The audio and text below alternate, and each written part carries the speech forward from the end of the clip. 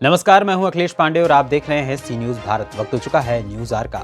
आज भारतीय जनता पार्टी के राष्ट्रीय अध्यक्ष जेपी नड्डा औरैया जनपद की 3 विधानसभा सीटों पर भाजपा कार्यकर्ताओं को जीत का मूल मंत्र देने के लिए प्रभावी मतदाता संवाद कार्यक्रम में हिस्सा लेने पहुंचे। इस मौके पर उन्होंने क्या कुछ कहा, आइए जानते हैं इस खास रिपोर्ट में।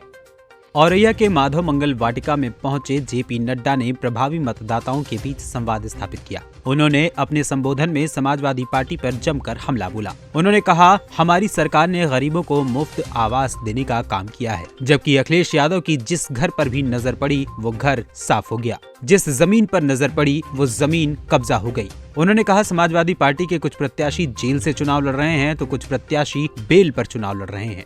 समाजवादी पार्टी पर निशाना साधते हुए उन्होंने कहा कि जिसने आज तक कभी अनाज हाथ में नहीं लिया, आज हाथ में अनाज की पोटली लेकर घूम रहे हैं। आज बहुत से लोग अपने आप को किसान नेता बताते घूम रहे हैं। आज तक इन लोगों ने किसानों के लिए कोई काम नहीं किया।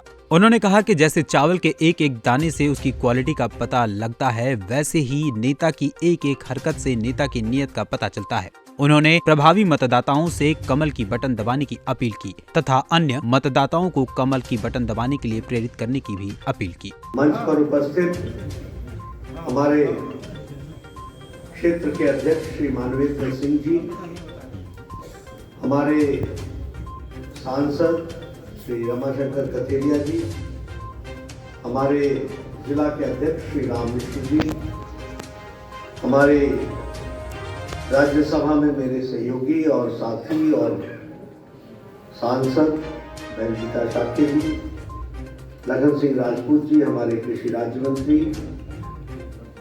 श्रीमती कथेरिया जी, प्रत्याशी औरैया, कुमारी रिया शाक्य जी जो हमारी प्रत्याशी हैं विदुना से, कमल दोहरे जी, सम्मानित मंच और यहाँ इतनी बड़ी संख्या में 5.5 घंटे से इंतजार कर रहे हमारे प्रभावी और प्रबुद्ध नागरिक बंधुओं, हमारे मीडिया के साथी, प्रिंट मीडिया, इलेक्ट्रॉनिक मीडिया के साथी, सबसे पहले तो मैं जब औरैया में आया हूँ तो यह बहुत ही पुण्य भूमि, जहाँ देवकाली मंदिर में विराजमान भगवान शिव को मैं नमन करता हूँ, माँ यमुना को मैं नमन करता हूँ।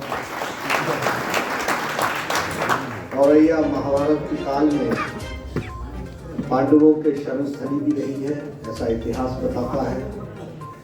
वीर क्रांतिकारियों को भी हम याद करते हैं, फिर चाहे दादा शंभूनाथ आजाद जी हो या वीर क्रांति गेंदालाल दीक्षित जी हो, सभी वीर बलिदानियों को और जिन्होंने देश की आज़ादी और देश की रक्षा के लिए बलिदान दिया, ऐसे सभी महारथियों को और महान विभूतियों को मैं नमन करता हूं और उनसे आशीर्वाद प्राप्त करता हूं। आज 1200 रुपए में मिल रही है कि नहीं मिल रही है? इसका मतलब एक बोरी मुफ्त, जो 2400 का था वो 1200 में मिल रहा है, तो एक बोरी मुफ्त मोदी जी ने आपको पहुंचाई कि नहीं पहुंचाई? प्रधानमंत्री फसल बीमा योजना की बात करें तो लगभग 1 लाख करोड़ इसमें पेमेंट हो चुकी है। फार्मर्स रजिस्टर हुए हैं, 11 करोड़ फार्मर्स रजिस्टर हुए हैं और उत्तर प्रदेश में 2.7 करोड़ फार्मर्स को, यानी उनके कृषि किसानों को उसमें जोड़ा गया है, वो हमको ध्यान रखना चाहिए। 1.5 टाइम्स यानी 1.5 गुना लागत का MSP देने का काम मोदी जी ने किया कि नहीं किया? और ये स्वामीनाथन की सिफारिश, बताइए, ये स्वामीनाथन की सिफारिश धूल फाक रही थी कि नहीं फाक रही थी यूपीए के जमाने में? उसको लागू करने का काम, 1.5 गुना लागत का पहुंचाने का काम वो मोदी जी ने किया। इसको भी हमको ध्यान रखना चाहिए। रिकॉर्ड की खरीदी हुई है, रिकॉर्ड की खरीदी।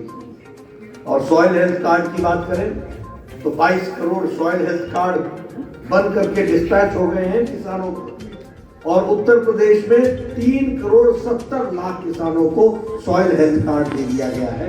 ये भी हमको ध्यान रखना है। मैं ये सारे आंकड़े आपके सामने रख रहा हूं। क्या ऐसा एसपी बीएसपी कोई आंकड़ा रख सकती है? बता सकती है कि उसने 5 साल में क्या किया है? ये रिपोर्ट कार्ड रखने का दम बीजेपी ही रखती है, इस बात को हमको समझना चाहिए, ये हमको ध्यान रखना चाहिए। आप बताइए, योगी जी ने किसान को पेंशन लगाई कि नहीं लगाई? और 45 लाख बेनिफिशियरीज को 500 रुपए की पेंशन है। कभी किसान सोच सकता था कि उसको पेंशन लगेगी? कभी वो समझ सकता था कि उसको पेंशन लगेगी? 36,000 करोड़ रुपए लोन वेव ऑफ कर दिया गया 86 लाख किसानों का, वो अभी हमको समझना चाहिए। अभी गन्ना गन्ना गन्ना की राजनीति होती है। मालूम है योगी जी ने कितना गन्ना का भुगतान किया है? 1,40,000 करोड़ रुपए गन्ने का भुगतान। औरैया से सी न्यूज संवाददाता अखिलेश दीक्षित की रिपोर्ट। फिलहाल के लिए इस खबर में इतना ही। देश दुनिया की तमाम खबरों के लिए देखते रहें सी न्यूज भारत।